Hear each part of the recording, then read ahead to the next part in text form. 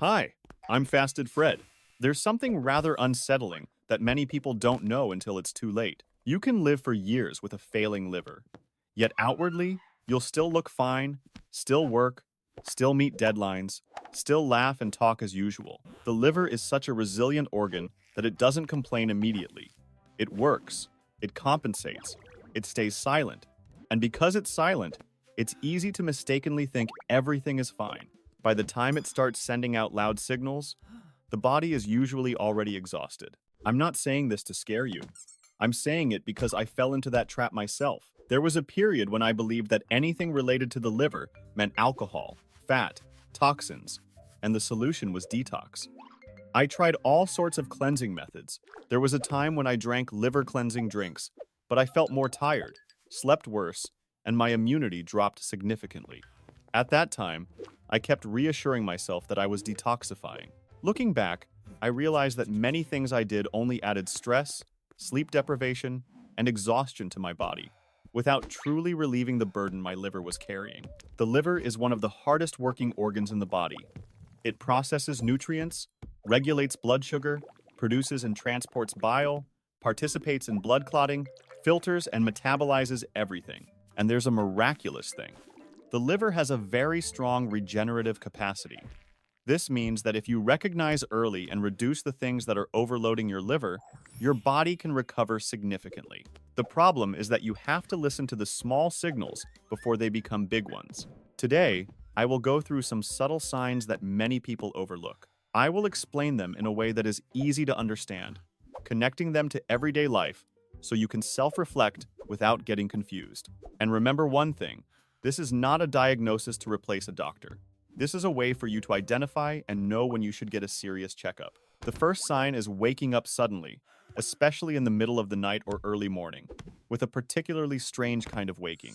You're not drowsy, you're wide awake. Your eyes are open, your heart is slightly racing, and your head is on alert. Many people immediately think they're stressed, have high cortisol levels, or have adrenal gland problems.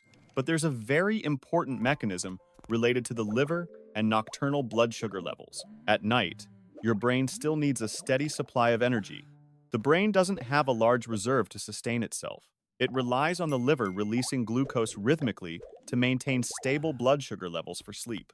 If the liver doesn't regulate smoothly, blood sugar can fluctuate more dramatically. And when sugar drops too quickly, the brain considers it an emergency. It activates a rescue button with adrenaline to quickly raise it. Adrenaline saves the brain but also wakes you up. As a result, you jump up when you should be in the deepest sleep.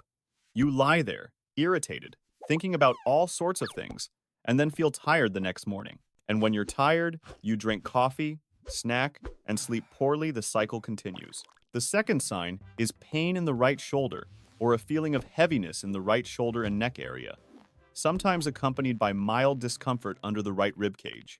It sounds like musculoskeletal issues, and indeed, many cases are due to posture, prolonged sitting, or incorrect exercise. But there's a type of right shoulder discomfort related to the liver and gallbladder that many people don't consider.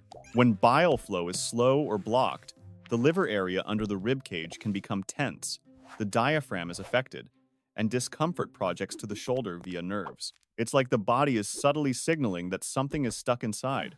If you experience unusual right shoulder pain, especially when accompanied by bloating, indigestion, a heavy feeling after eating fatty foods, frequent burping, or mild nausea, don't just apply oil and ignore it.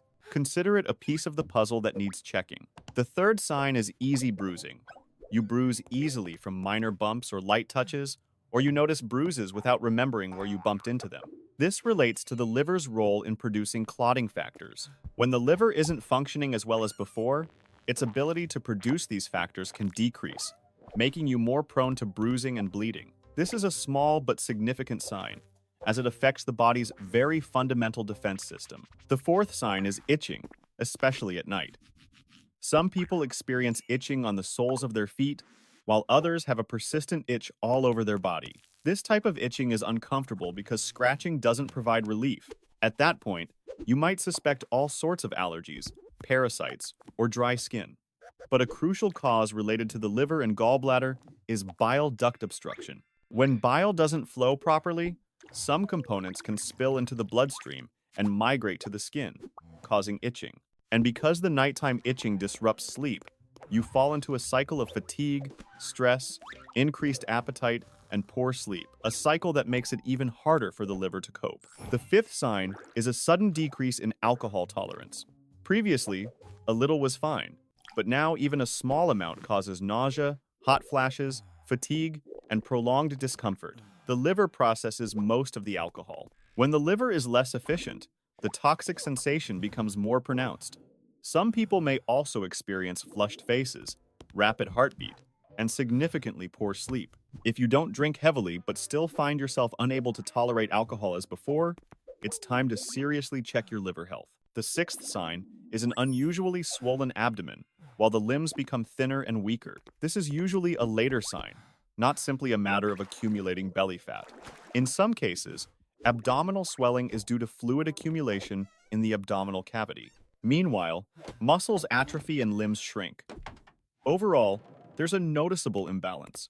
If you or a loved one has these signs, I honestly advise against waiting. These are signs that require early medical attention. The seventh sign is changes in brain function and temperament. Easily irritated, short-tempered, quick temper, difficulty concentrating, a foggy mind, feeling like you've changed. Many people think this is just due to life stress, but the liver plays a role in processing metabolic products, especially those related to protein.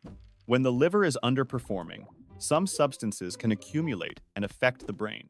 And when the brain is affected, it not only makes you tired, but also causes you to lose control of your emotions. This is very painful because you easily blame yourself.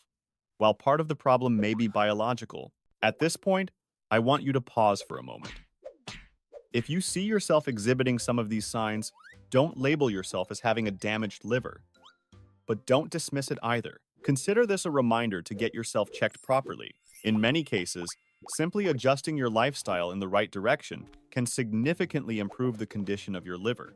And now for the part that leaves many people stunned. Many people barely drink alcohol, yet still suffer from fatty liver disease, sometimes even progressing to a severe stage. The culprit isn't just eating fat. A huge burden comes from the hidden sugars in modern foods, especially industrial starches and fillers in ultra-processed foods.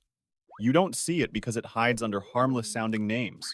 It's in snacks, sauces, fast food, packaged foods, convenience foods, but it comes at a price. These things make you overeat because they're delicious, easily stimulate cravings, and more importantly, cause insulin and blood sugar to fluctuate constantly. The liver has to process most of that flow. Over time, the liver becomes overloaded. Fat accumulation increases, inflammation increases, metabolism becomes more chaotic, and everything spirals downward. That's why some people who don't drink alcohol still have liver problems. It's not because they're unlucky. It's because their livers have been burdened by a modern diet for too long. So how can we fix this without turning life into a grueling ordeal? The first thing is to cut down on constant snacking, especially on sweets and processed carbohydrates. I'm not asking you to live without snacks. I just want you to understand the mechanism. Every time you snack, insulin spikes, and your liver is pulled into processing and storage mode. Snacking all day leaves your liver with almost no rest. If you start by putting snacking back in place, meaning eating more defined meals, many people have found relief. The second thing is to drastically reduce ultra-processed foods, especially candy, snacks, soft drinks, bottled sauces, and fast food. These often contain hidden sugars and industrial carbohydrates. I'm not saying you have to eliminate them completely, but if you eat them every day now, reduce the frequency. Your liver will thank you. Thirdly, replace them with real food, prioritizing quality protein and vegetables. Protein from fish, eggs, meat, and dairy, if it suits you, provides your body with the building blocks for recovery. Vegetables provide micronutrients and fiber, aiding digestion and stabilizing blood sugar. Many people thrive on cruciferous vegetables, dark greens, and fermented vegetables if they tend to feel bloated. You don't need complicated recipes. You just need meals with fewer ingredients that are clearer, more authentic. Fourthly, sleep. To be frank, lack of sleep makes everything worse. Lack of sleep leads to increased cravings, more snacking, and higher stress levels. And your liver doesn't like a constantly stressed body. If you want your liver to recover, treat sleep as part of a plan, not just for show. Fifthly, if possible, prioritize cleaner food, not to make you worry about chemicals, but to reduce the burden on your body if you're already consuming too much processed food. Do as much as you can. Don't let it become a burden. And there's a related support group that many people mention, like TUDCA. I'm mentioning it so you know it exists, but I emphasize this is support, not a miracle cure, and not everyone should use it on their own. If you have underlying conditions, are taking medication, have gallbladder problems, or are undergoing liver treatment, consult your doctor before using anything. Now, I want you to take one thing very clearly after watching this video. Liver damage isn't caused by a single reason. Liver damage is often due to a prolonged lifestyle of excessive snacking, highly processed foods, poor sleep, high stress, fluctuating blood sugar, and constant insulin spikes. And the good news is, when you reduce that burden correctly, the liver has a remarkable ability to recover. If you want me to help you analyze your situation individually, just comment with two things. First, which of the signs I mentioned are you seeing most clearly? Secondly, which habit is the hardest to break? Snacking, eating sweets, eating late at night, or poor sleep? I will read your question and answer in a simple, practical way that you can do immediately, so you have a clear step forward instead of feeling confused. And before we end, a kind word of advice.